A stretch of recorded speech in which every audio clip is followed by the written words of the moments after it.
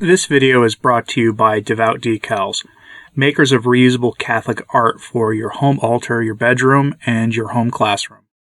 St. John Bosco was one of the most important figures, I would say, in the 19th century church. And he was just a typical priest who operated an orphanage, a home for boys.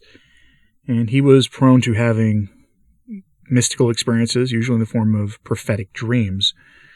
His accounts are very well accounted for and very well studied by church authorities, and generally people who find him suspicious, I generally find suspicious. There are many people who will come in the comments of videos like this and say, oh, is this where trads are now, looking at mystical visions and things, yada, yada, yada.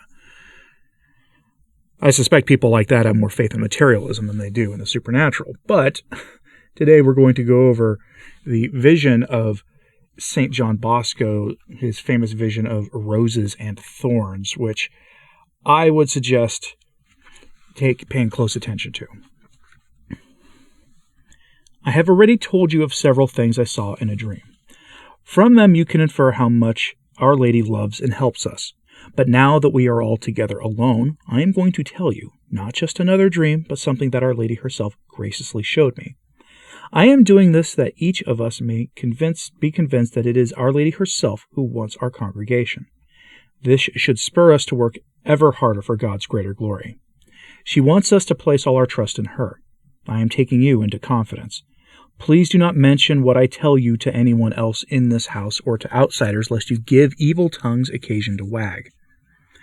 One day in 1847, after I had spent much time reflecting on how I might help others, especially the young, the Queen of Heaven appeared to me. She led me into a beautiful garden. There stood a rustic but wide and charming portico built as a vestibule. Its pillars were dressed with climbing vines whose tendrils, thick with leaves and flowers, stretched upwards together and knitted a graceful awning. The portico opened on a lovely walk that soon became, as far as the eye could see, a breathtakingly beautiful pergola, arbor, whose sides were lined with enchanting roses in full bloom. The ground, too, was covered with roses. The Blessed Virgin said to me, "Take off your shoes." When I had done so, she added, "Walk under that rose pergola, for this is the path you must take." I gladly removed my shoes because it would have been a pity to step on such gorgeous roses. I took but a few steps and immediately felt a very sharp thorn piercing my feet and making them bleed. I had to stop and turn back. "I had better wear my shoes," I told my guide. "Yes, indeed," she replied, "sturdy ones." So I put my shoes on again and returned to the Rose Pergola, followed by a number of helpers who had just showed up and asked to go along with me. They followed me under the indescribably beautiful pergola, but as I went along I noted that it was becoming narrow and low. Many of its branches were draped like festoons. Others, instead, just dropped straight down. Some branches, here and there, jutted sideways from the rose stalks, while others formed a thicket which partly blocked the path. Still others crept along the ground. All the branches, however, were thick with roses. There were roses around me, roses above me, and roses under my feet. As my feet made me wince with pain, I could not help brushing against the roses at my side, and even sharper thorns pricked me. But I kept walking. My lacerated legs, though, kept getting entangled in the lower branches. Whenever I pushed aside a bough bearing my way, I skirted the side of the pergola to avoid it. The thorns dug into me and made me bleed all over. The roses overhead also were thick with thorns which pricked my head. Notwithstanding, I went forward, encouraged by the Blessed Virgin.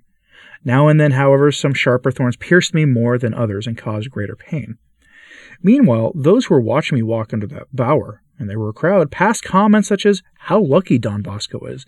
His path is forever strewn with roses. He hasn't a worry in the world. No troubles at all." But they could not see the thorns that were piercing my poor legs. I called on many priests, clerics, and laymen to follow me, and they did so joyfully.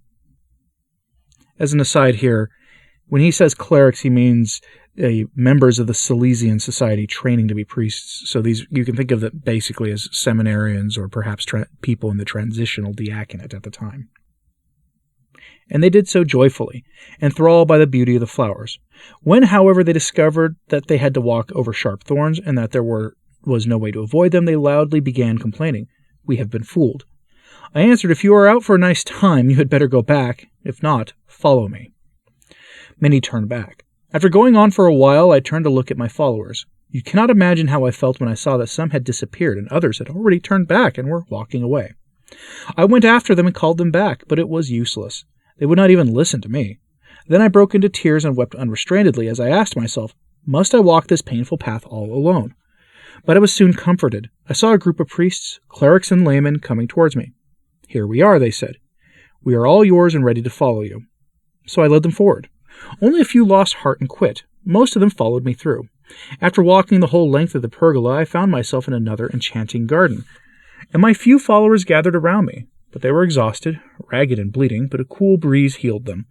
Another gust of wind came, and like magic I found myself surrounded by a vast crowd of boys, young clerics, coadjutor brothers, and even priests who began helping me care for all those boys. Many of these helpers I knew, but many more were strangers. Meanwhile I had come to a higher spot in the garden, where a very imposing, majestic building stood. I entered and found myself in a spacious hall so grandiose that I doubt one could find its like in any royal palace. Fresh thornless roses, set all through the hall, filled it with a most delicate fragrance. The Blessed Virgin, who had been my guide all along, now asked me, "Do you grasp the meaning of what you now see and what you saw before?" "No," I said. "Please explain it to me." She replied, "The path strewn with these roses and thorns is an image of your mission among boys. You must wear shoes, a symbol of mortification. The thorns on the ground stand for sensible affections, human likes and dislikes, which distract the educator from his true goal, weaken and halt him in his mission, and hinder his progress and heavenly harvest. The roses symbolize the burning charity which must be your distinguishing trait and that of your fellow workers. The other thorns stand for obstacles, suffering and disappointments you will experience. But you must not lose heart. Charity and mortification will enable you to overcome all difficulties and lead you to roses without thorns." And as soon as the Mother of God finished speaking, I awoke and found myself in my room. And I think there is a good lesson there for those of us who believe ourselves to be doing work for the church,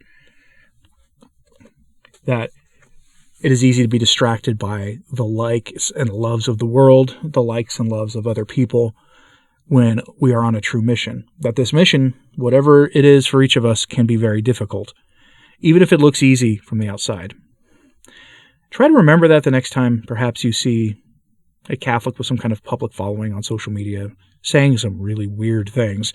And remember this, either because there might be something going on that you don't understand, they might be privy to something you do not understand, or pray for them because they may have fallen into a temptation for the love of the world, which on social media can be a love of clicks and view numbers and responses on Twitter and all the rest of the things. The sad world of that rewards dopamine rushes and things, instead of promoting sanctity, promotes things that distract us from it, which is, of course, the work of the devil. Something that we all must face in our everyday lives anyway. I'm curious what you thought of this, so please let me know in the comments, please. Like and subscribe if you haven't. It does help, as does sharing this on social media. That helps too. As always, pray for the church. I'm Anthony Stine. Ave Maria.